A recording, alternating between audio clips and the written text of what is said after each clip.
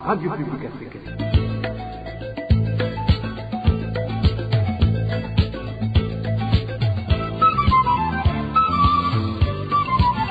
Radio Publique Africaine.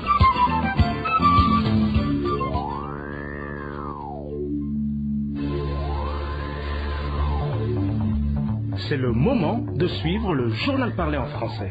À la présentation, Onésime Douchimakité. Nous sommes le lundi 18 décembre 2023, ravis de vous retrouver à ce rendez-vous d'information dont voici les grands titres. Plus de 1000 militaires burundais sont en train d'être repérés dans tout le pays pour être déployés en RDC, combattre le mouvement M23 aux côtés de l'armée congolaise. Ces militaires alertent que ce regroupement se fait de manière sélective sur base des critères ethniques. Toujours à l'est de la RDC, l'initiative pour les droits humains au Burundi, l'IDHB, accuse l'armée burundaise, les Imbonerakure ainsi que le mouvement rebelle Red Tabara d'avoir commis plusieurs violences sexuelles à l'égard des femmes congolaises au Sud Kivu depuis fin 2021. Des accusations que le mouvement Red Tabara rejette. Vous aurez les détails dans cette édition. Dans cette édition, nous parlons également des magouilles qui se manifestent dans la distribution du carburant à travers le pays quand il est disponible. Voilà pour les titres. Ouvrons cette édition sur la page sécurité. 1500 militaires composés de 2 bataillons de la TAFOC, à savoir le 9e et le 10e bataillon, sont en train d'être repérés dans tout le pays et regroupés pour être déployés en RDC combattre le mouvement M23 aux côtés de l'armée congolaise. Nos sources militaires alertent que ce regroupement se fait de manière sélective sur base des critères liés à l'appartenance ethnique. Il trouve que les renvois en RDC ne visent qu'à les éliminer systématiquement, d'autant plus qu'ils allaient commencer les retraites bientôt. Le point avec Eloge Diveremesh. Aidez-nous à alerter pour notre sécurité et survie car plusieurs militaires qui veulent envoyer en RDC sont très âgés et ne sont plus à mesure de participer dans ces affrontements. Il s'agit d'une alerte lancée à la RPA par un des militaires burundais. Il parle des listes de militaires ex-FAB qui sont en train d'être confectionnés afin d'être envoyés en RDC combattre le mouvement M23 aux côtés des FARDC. Nos sources au sein de l'armée burundaise indique que le choix est pointé du côté des militaires qui approchent l'âge de retraite. Les militaires mis sur les listes ont un âge compris entre 40 et 45 ans. Selon toujours nos sources, tout a commencé après une réunion secrète dirigée la semaine dernière par le chef d'état-major de l'armée burundaise, Prime Niyongabo. Dans cette réunion, nos sources révèlent qu'il a ordonné aux commandants des divisions de lui confectionner les dites listes en secret. Les commandants de division ont quant à eux donné la tâche aux commandants des camps. Il y a eu des réunions secrètes et le chef d'état-major a ordonné la confection des listes des caporaux-chefs et ces derniers sont tous de l'ancienne armée ex-FAB. Les commandants de division ont transmis le message aux commandants de brigade et le mot d'ordre était de confectionner secrètement ces listes pour que, à la dernière minute, ceux qui vont être inscrits sur les listes ne puissent rien dire ou réclamer. Ces militaires jugent que leur envoyer dans les combats qui se déroulent en RDC serait une autre forme de les éliminer systématiquement. Alors que ces listes sont en train d'être confectionnées, nos sources révèlent qu'ils sont marqués du favoritisme et de la corruption dans les camps militaires afin que le responsable retire de la liste l'un ou l'autre militaire ne désirant pas se rendre en RDC. Nos sources parlent d'un montant de 100 000 francs burundais qui serait donné comme pot de vin. Les responsables des cas reçoivent actuellement plusieurs appels téléphoniques des proches de certains militaires pour qu'ils les retirent de la liste de ceux qui vont partir en RDC. Si tu n'as pas de proches ou parentés pour t'aider, tu te retrouves automatiquement sur la liste. Nous sommes en train de subir une injustice qui nous est imposée par des hauts gradés de l'armée et nous ne pouvons rien faire. Les militaires qui sont en train d'être regroupés sont au nombre de 1500 et sont composés de 2 bataillons, c'est-à-dire les 9e et 10e bataillons TAFOC. Ces militaires burundais demandent ainsi que leur envoi en RDC soit annulé. La rédaction de la RPA a téléphoné le porte-parole de l'armée burundaise, Floribert Biyereke, pour recueillir sa réaction, mais son téléphone était éteint. Toujours à propos de l'insécurité à l'est de la RDC, plusieurs violences sexuelles à l'égard des femmes congolaises ont été commises au Sud Kivu depuis fin 2021, selon l'initiative pour les droits humains au Burundi, IDHB. Dans son récent rapport, l'IDHB accuse l'armée burundaise, les Imbonerakure ainsi que le mouvement rebelle Red Tabara. Emmanuel Nyungeko. L'initiative pour les droits humains au Burundi indique que l'armée burundaise a commis de graves violations des droits de l'homme au sud de Kivu, y compris les violences sexuelles depuis la fin de l'année 2021. Dans ce rapport intitulé « À l'abri des regards, violences sexuelles par des militaires burundais dans la province du sud de Kivu au Congo », l'initiative parle de deux incidents survenus en septembre 2022 qui illustrent la brutalité de certains militaires burundais. Selon cette organisation, dans un village de la forêt d'Itombwe, au sud de Kivu, des militaires burundais ont rassemblé 3 femmes et 12 enfants, les ont amenés à leur base et les ont détenus pendant 3 jours. L'une des femmes a déclaré que des militaires burundais l'ont violée à plusieurs reprises, selon l'IDHB. Lors d'un autre incident, selon toujours l'IDHB, des militaires burundais ont violé une femme de 27 ans et sa belle-sœur de 16 ans devant les 3 enfants de la femme plus âgée. En ce qui concerne les Imbonerakure, une Congolaise de 32 ans a raconté qu'en octobre 2022, il a croisé 12 hommes sur la route à proximité d'un village minier de la forêt d'Itombwe, vêtus d'uniformes militaires et de vêtements civils, selon le même rapport qui indique que tous étaient armés de fusils et de machettes. La femme les a reconnus et savait qu'il s'agissait d'Imbonerakure, selon l'IDHB, qui indique qu'ils l'ont amené loin de la route dans les broussailles, où 3 hommes l'ont violé pendant que les autres montaient la garde. C'était en octobre 2022, selon le rapport. L'IDHB dit aussi avoir recueilli les témoignages de plusieurs femmes congolaises qui ont déclaré avoir été violées par des hommes armés parlant le Kirundi et portant une combinaison d'uniformes militaires et de vêtements civils. Ces femmes pensaient que les combattants appartenaient soit au FNL Nzabamhema, soit au Red Tabara. Selon ce rapport, en novembre 2022, une femme de 27 ans a dit à l'IDHB que les combattants l'ont ramenée à leur base où elle a été forcée de vivre avec eux pendant 1 mois. Elle a déclaré qu'ils l'ont violée à plusieurs reprises, selon ce rapport. Avant de publier son rapport, l'IDHB dit avoir contacté les autorités burundaises, y compris l'armée du Burundi et celle de la RD Congo, mais qu'elle n'a pas eu de réponse à ces questions. Selon l'initiative pour les droits humains au Burundi, les violations des droits humains exposées dans ce rapport devraient inciter les acteurs internationaux à faire pression sur les hautes autorités burundaises pour qu'elles obligent leurs troupes à rendre des comptes ainsi qu'à clarifier qu'à moins que des enquêtes crédibles ne soient menées et que les auteurs et leurs combattants soient tenus pour responsables. Merci à toi, Emmanuel Nyungeko. Le mouvement rebelle Red Tabara rejette les accusations portées à son égard sur les violences sexuelles qui auraient été commises au Sud Kivu.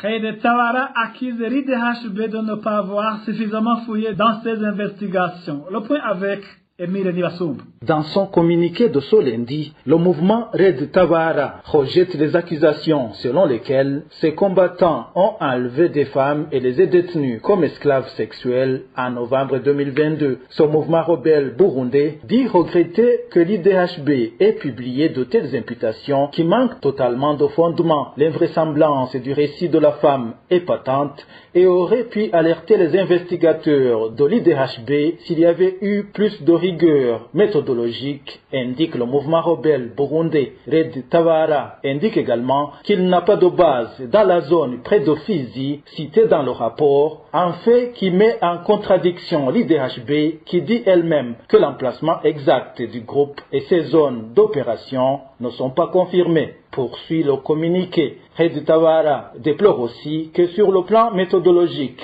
l'IDHB lui est réservé un traitement inégal en ne lui soumettant pas ses conclusions et questions par écrit, comme elle l'a fait avec les autorités burundaises préalablement à la publication de son rapport. À la fin du communiqué, le mouvement de la résistance pour un état de droit, Red Tabara, dit entretenir des contacts réguliers avec de nombreuses organisations de défense des droits humains ainsi que des chercheurs indépendants. Selon Red Tabara, un simple effort d'information aurait permis à l'IDHB d'éviter des erreurs qui, selon le communiqué, portent atteinte à l'intégrité du mouvement rebelle. Merci à toi, Emile Nivasumba. Le domicile de l'ancien député Fabien Chiganino, situé dans le quartier industriel de la zone Ngagara Bujumbura, a été envahi par un groupe d'Imbonerakure ce dimanche matin. Selon nos sources au sein de la famille concernée, bien que ces Imbonerakure n'aient pas réussi à pénétrer dans la maison, ils ont intimidé la famille en scandant des chansons hostiles. Vicky Christine pour les détails. Vers 8 heures ce dimanche, le domicile de l'ancien député Fabien Vantiganino, situé sur l'avenue Oyua dans le quartier industriel de la zone Ngagara à Bujumbura, a été envahi par un groupe d'Imbonerakure.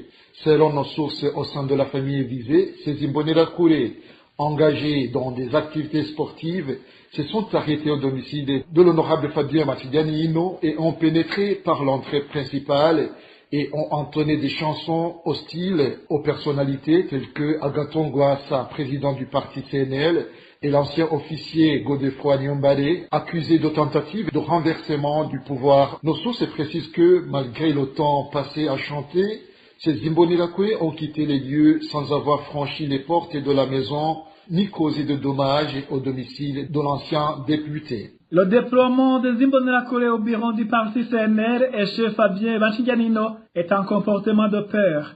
Ce sont des propos de l'ancien vice-président de la République, Frédéric Wambrinyouvira. Il indique que c'est une habitude du parti qui est au pouvoir pour intimider son opposition. Suivant Frédéric Wambrinyouvira, qui est aussi président de la coalition CEFOR Arouche. J'ai appris qu'ils se sont rassemblés à la permanence du CNL et en scandant des slogans anti-Rwasa Agathon, anti-Niyombare Godefroid et bien d'autres, comme quoi ces gens-là, ce sont des parias de la société pour eux. Et après, ils sont allés à l'honorable Fabien Vantiganino. Et je rappelle que Fabien Vantiganino est un des députés de la dernière législature qui avait osé dénoncer ce qui n'allait pas, qui ont osé se comporter comme un véritable député qui protège ou qui défend les intérêts de la population.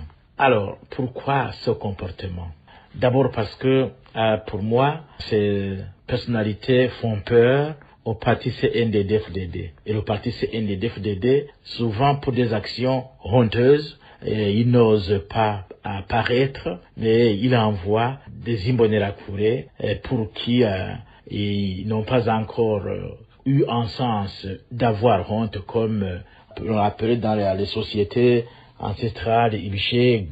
Ibishegu, c'était des personnages qui étaient utilisés lors du culte, personnages qui n'avaient pas honte. Moi, je dis que on ne peut pas continuer à tromper les gens comme cela. L'autre considération, c'est que nous sommes à la veille des élections. Et souvent, ce genre de comportement vise à faire taire les opposants pour qu'ils aient peur à la veille des élections. Et pour que, au moment de l'élection, il n'y ait qu'un seul parti politique qui soit très présent et rafler toutes les voix et faire croire au monde qu'il y a eu des élections. Je crois que c'est un jeu qui a perdu son sens aujourd'hui. Personne ne se laisse tromper. Évidemment, cela se fait parce que à l'an 2020, avec les élections, tout le monde l'a dit, tout le monde l'a vu, que c'est bel et bien Agathon Rwasa qui avait gagné les élections. Ce n'était pas le CNDD-FDD. Pour qu'on lui laisse le boulevard ouvert, eh bien, maintenant, il essaie de envoyer à l'avant-veille les Imbonerakure pour qu'ils préparent la voie. C'est une honte. L'autre considération, c'est que le parti au pouvoir, je ne fais que le répéter, n'entend pas parler de la démocratie dans le pays. Ou bien s'il veut en parler, c'est juste au bout des lèvres. Mais sinon, en termes de croyance, il ne croit pas à la démocratie, loin de là. Frédéric Wambrinyouvira fait appel aux artisans de la démocratie de ne pas se laisser vaincre par la peur. Suivez encore une fois Frédéric Wambrinyouvira, président de la coalition CEFOR Arouche. Est-ce qu'on peut continuer à marcher comme cela? Ces gens-là qui veulent tricher, gagner les élections et continuer à faire descendre le pays dans les enfers, est-ce que c'est cela que les Burundais veulent? Je crois qu'il est temps que nous puissions quand même faire la part des choses.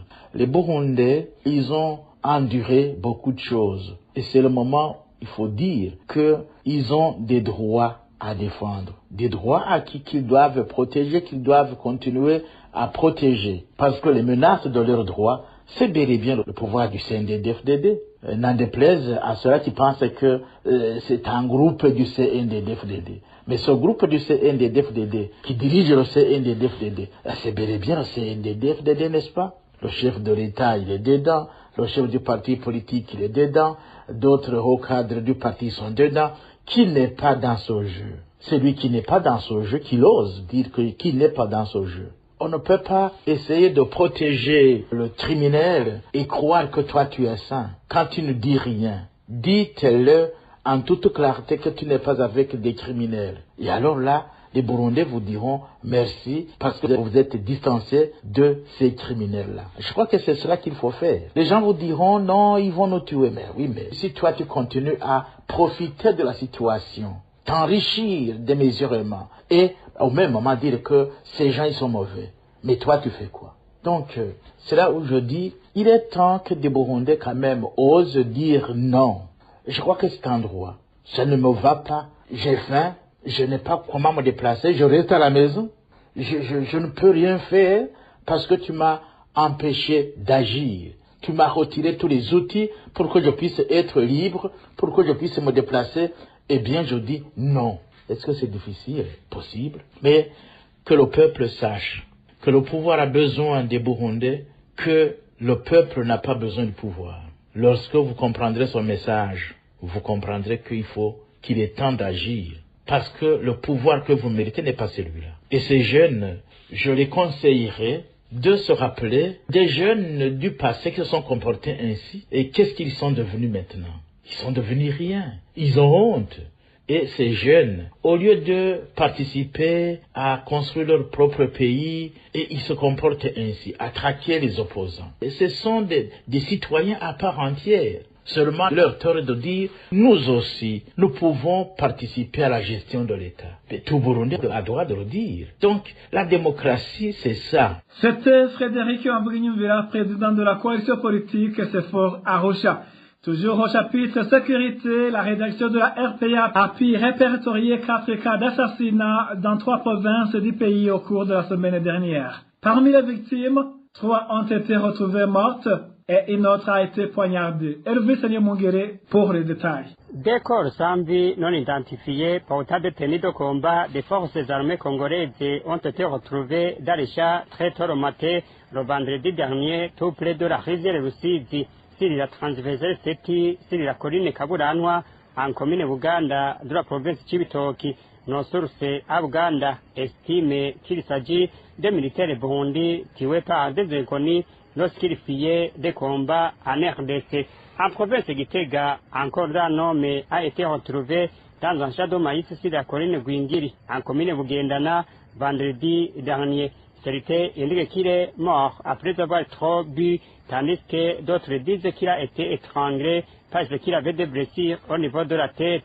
Mercredi dernier, au chef-lieu de la province Ngozi, un enfant de 14 ans a été tué à coups de machette dans la localité appelée Kibande sur la colline Kinyami. Nos sources à Ngozi indiquent que la victime a été tuée par son père qui l'accusait de vendre des objets volés dans la maison. Les administratifs et les chargés de la sécurité ont indiqué qu'ils sont en train de chercher le suspect qui avait pris la fuite après son forfait.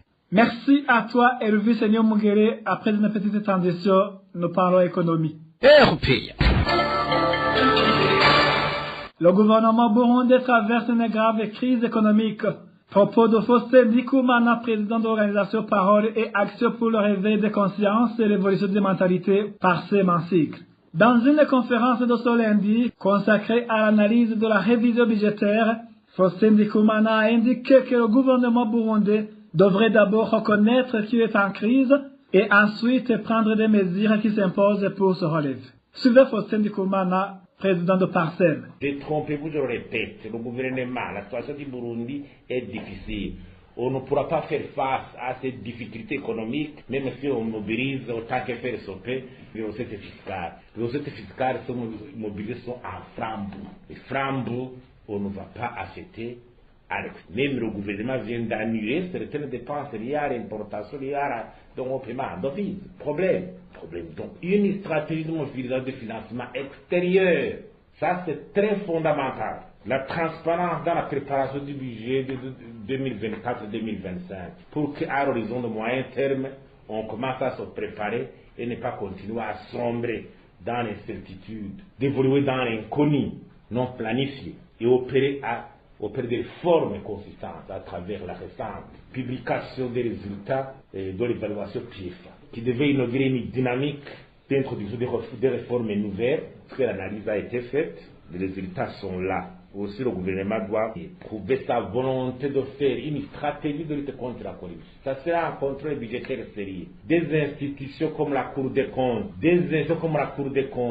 qui ne sont pas là pour jouer leur rôle. On ne comprend pas pourquoi les autorités de l'exécutif veulent toujours s'affranchir d'un contrôle sérieux des institutions de contre-pouvoir qui sont là pour promouvoir la gestion de la chose publique pour l'intérêt du citoyen, pour l'intérêt du contribuable. On ne comprend pas ce comportement et ça doit évoluer. En page gouvernance, les employés de l'usine BRA Manufacturing ont observé un mouvement de grève ce lundi comme il avait annoncé dernièrement. Ils réclament l'application des dispositions relatives au Code du travail, dont les contrats indéterminés, l'assurance maladie et les cotisations au sein des institutions de sécurité sociale, dont l'INSS. Le ministre de la fonction publique Véniste Muyawaga, à qui il s'était adressé ces derniers jours pour être rétabli dans leurs droits, s'est rendu sur place ce matin. Cependant, il ne s'est pas entretenu avec les grévistes, mais il leur a promis de les recevoir dans l'après-midi. Nous ne savons pas s'ils ont été entendus ou pas. Nous y reviendrons. D'autres employés qui menacent d'arrêter le travail sont les enseignants vacataires en commune Mutaho de la province Gitega. Ils indiquent qu'ils seront contraints d'abandonner le travail à partir du deuxième trimestre si la direction communale de l'éducation n'aura pas versé les arriérés de leurs frais d'encouragement. Ils demandent aussi que ces frais soient revus à la hausse parce que ce dont ils bénéficient actuellement ne peut même pas payer un journalier qui s'occupe de leur champ de culture. Écoutez plutôt l'un des enseignants vacataires de la commune Mutaho qui s'est confié à la RPA. abakozi muri komine ya Mutaho turi n'akabonangira kumenyesha ihohoterwa turiko turakorerwa. Nous, enseignants vacataires de la commune de Mutaho, voulons informer les autorités habilitées que nous sommes maltraités dans notre métier. On réclame un mois d'arriérés qui n'ont pas été payés l'année passée. À cela s'ajoutent 5 000 francs qui étaient restés la même année. Cela peut dire qu'on nous doit 55 000 francs d'impayés. On avait espéré qu'il y aura des changements cette année.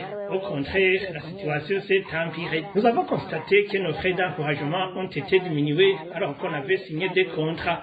On espérait qu'avec ces contrats, il y aura des avantages, mais nous avons beaucoup perdu. D'ailleurs, nous n'avons pas été consultés avant de signer ces contrats. Cela étant, tout parent d'élève a été obligé de payer 3 600 francs d'un coup, la totalité des frais destinés au paiement des enseignants vacataires. Cela peut dire que notre argent est disponible.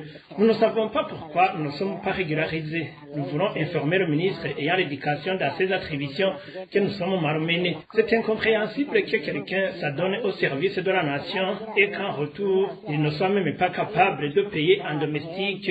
Nous demandons d'être régularisés et qu'il y ait des changements en ce qui concerne la façon dont les enseignants vacataires sont traités. Sinon, nous allons arrêter de travailler à partir du deuxième trimestre de cette année scolaire en cours. Aujourd'hui, un journalier qui cultive nos champs doit être payé 3 000 francs par jour. C'est donc impossible de payer 3 000 francs à un journalier qu'on a laissé à la maison alors qu'on touche entre 1 500 et 1 200 francs. Il serait donc mieux pour nous d'arrêter d'enseigner pour aller cultiver la terre. Ces enseignants vacataires de la commune Mutaho ajoutent qu'ils ne savaient pas en quoi est utilisée une partie des frais octroyés par les parents pour payer les vacataires. Ils demandent aux parents et aux autorités habilitées de suivre de près cette question afin que cet argent soit remis aux ayants droit. Écoutez encore une fois cet enseignant vacataire de la commune Mutaho. J'aimerais faire un clin d'œil aux parents des élèves d'être prudents et de faire le suivi de leurs contributions. Je me focalise sur les parents car les autorités communales, elles, en tirent profit. Ce sont les parents et la nation qui perdent car les responsables de la gestion communale de l'éducation en profitent parce qu'ils utilisent cet argent dans leurs affaires personnelles alors qu'ils sont payés par l'État. Nous vous demandons de vous joindre à nous afin que nous puissions faire des calculs pour connaître le montant collecté, ce que bénéficient les enseignants vacataires, afin que nous sachions également en quoi le reste est utilisé. À propos de ces préoccupations des enseignants vacataires de la commune Mutaho, nous n'avons pas encore pu joindre Anatole Mbazumutima, directeur communal de l'éducation, pour de plus amples éclaircissements. Une lueur d'espoir pour les habitants du quartier Karurama près de l'usine de production du ciment Buseko en commune Lugombo de la province de Cibitoke. Mercredi le 13 décembre, une délégation de la présidence de la République a été envoyée sur terrain et se serait entretenue avec les victimes des conséquences des activités de la Buseko. Cette descente a eu lieu un mois après une énième alerte via une correspondance au président de la République de la population du quartier Karurama sur les dangers de l'usine Buseko sur leur santé. Et la population pense que c'est un bon départ pour la résolution de leurs problèmes avec l'usine Buseko. Toutefois, ce n'était pas pour la première fois qu'une telle délégation ait été déployée sur place. Après une petite transition, nous poursuivons cette édition sur la problématique carburant. Les habitants de la colline Mutambara en commune et province de Rumongue s'inscrivent en faux contre la corruption qui se manifeste dans la distribution du carburant en présence des administratifs. Ils indiquent qu'ils sont par la suite contraints à acheter ce carburant à un prix exorbitant aux premiers acheteurs. Le détail avec Eric Nyonzima. L'exemple le plus récent est celui de ce vendredi quand une station-service de Mutambara, près de la rivière Morembre, a été approvisionnée en carburant à hauteur de 10 000 litres d'essence. Pourtant, notre source indique que nombreux sont des personnes qui seraient parties sans être servies. Tout cela parce que le lendemain, seules les personnes qui ont soudoyé les pompistes ont été servies dans les bidons, témoigne notre source. Les pêcheurs et les personnes qui avaient des bidons étaient servis en premier. Ils étaient sur une liste et devant chaque nom, il y avait un montant d'argent que chacun a donné pour soudoyer le pompiste. À cause du nombre important de ces derniers, on a décidé de les réserver une pompe, mais après, ils ont fini par aller sur la deuxième pompe. Celui qui a un véhicule devait laisser le volant à un policier pour être servi, mais moyennant également un pot de vin. Un bidon de 40 litres qui s'achète autour de 170 000 francs bourg. Celui qui venait d'être servi le vendait à 350 000 francs bourg. Dans un laps de temps, les pompistes étaient à sec et certaines personnes sont reparties sans être servies, laissant d'ailleurs leurs véhicules sur la quai. Ce qui est affligeant pour ces dernières, c'est que les administratifs semblaient cautionner ce qui était en train de se faire devant eux. Le conseil du gouverneur ayant le développement dans ses attributions et le commissaire communal de la police sont pointés du doigt dans ces magouilles. C'est vraiment écœurant de voir tout ça arriver alors que c'est lui qui représente l'administration prénommé Alfi, le commissaire communal et les deux autres policiers chargés de coordonner la distribution du carburant assistés à tout. Les habitants de Rumongue demandent au gouverneur de cette province que la distribution du carburant soit réorganisée afin que tout le monde puisse être servi. Ils demandent également que le commissaire communal et le conseil du gouverneur ayant le développement de ses attributions qui sont trempés dans la corruption soient punis. La chance de se procurer du carburant en commune Nyanzarak de la province de Makamba n'est pas faite à tout le monde. En cas de disponibilité de ce produit sur certaines stations-service, sa distribution se fait en toute discrétion et pendant la nuit. Le point avec Danny Claire, il la trouve. Vendredi de la semaine terminée, une des stations-service de la commune Nyanzarake en province Makamba a été servie en carburant. Il s'agit de la station-service Agripéchi. Selon les témoins, elle aurait reçu au moins 5 000 litres d'essence. La distribution a été effectuée, mais n'a été servie que moins de 5 véhicules. Mais là aussi, chacun des véhicules servis ne pouvait pas aller au-delà de 20 litres. Ainsi, il a été signifié aux personnes sur place que les pompes étaient tombées en panne et qu'il fallait donc qu'ils rentrent. Vendredi passé, une des stations-service de la commune Nyanzarake a été approvisionnée. Il s'agit de la station Agripech. On nous dit qu'elle a reçu 5 000 litres d'essence. On a passé à la distribution, mais quelques temps après, on a suspendu cette activité. Les pompistes nous ont signifié que les pompes étaient tombées en panne. L'on venait de servir à peine 5 véhicules qui par ailleurs n'avaient pas reçu chacun plus de 20 litres d'essence. Ils avaient ajouté qu'ils ne savaient pas combien de temps allait durer la réparation.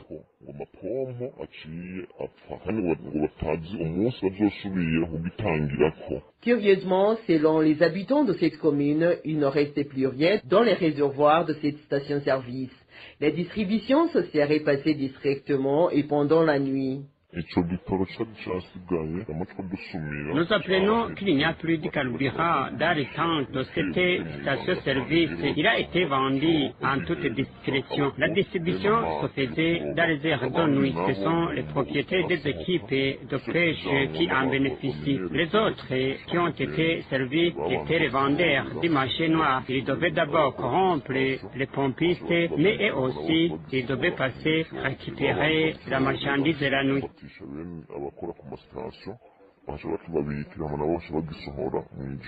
Dans l'entretemps, la population de cette commune assiste à une flambée des prix, aussi bien de denrées que de services. Les pêcheurs, eux, ne savent plus à quel sens se vouer. La majorité a suspendu les activités. Merci à toi, Danick et la Toumva. Merci, mesdames et messieurs, d'avoir prêté oreille attentive. Ainsi s'achève cette édition. À la présentation, vous étiez avec Onésime Dushimagit. Bon début de semaine à tous.